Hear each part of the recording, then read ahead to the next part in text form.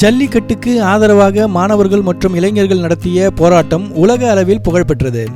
இந்த போராட்ட கூட்டம் நாளுக்கு நாள் அதிகரித்து கொண்டே சென்றது. இந்நிலையில் இது குறித்து பீட்ட ஆர்வலர் ராதாராஜன் கூறிய கருத்து பெரும் சர்ச்சையை ஏற்படுத்தியது. பிரபல தமிழ் செய்தி வானொலிக்கு பேட்டியளித்த ராதாராஜன், ஜல்லிக்கட்டு போராட்டத்துக்கு கூட்டம் வருவதெல்லாம் பெரிய விஷயமல்ல, இலவச செக்ஸ் என்று சொன்னால் கூட கூட்டம் வரும் என மாணவர்கள் போராட்டத்தை கொச்சையாக ஒப்பிட்டு பேசினார். இவரது இந்த கருத்துக்கு மாணவர்கள், இளைஞர்கள், பொதுமக்கள் பலரும் கடும் எதிர்ப்பை தெரிவித்தனர். பல்வேறு பிரபலங்களும் அவரது கருத்துக்கு கண்டனங்கள் தெரிவித்தனர். இதனையடுத்து பிரபல தொலைக்காட்சி தொகுப்பாளினி டிடி என்கிற திவ்யதர்ஷினியும் ராதாராஜனை தனது ட்விட்டர் பக்கத்தில் விளாசியுள்ளார். டிடி தனது ட்விட்டர் பக்கத்தில், மாணவர்களின் போராட்டத்தை ஒப்பிட்டு பேசுவதற்கு நீங்கள் உபயோகித்த வார்த்தையை நினைத்து உங்க வயசுக்கு நீங்க வெட்கப்படணும். பசங்களும் பெண்களும் மெரினாவில் பெரும் மரியாதையை சம்பாதித்து விட்டார்கள் என கூறியுள்ளார்.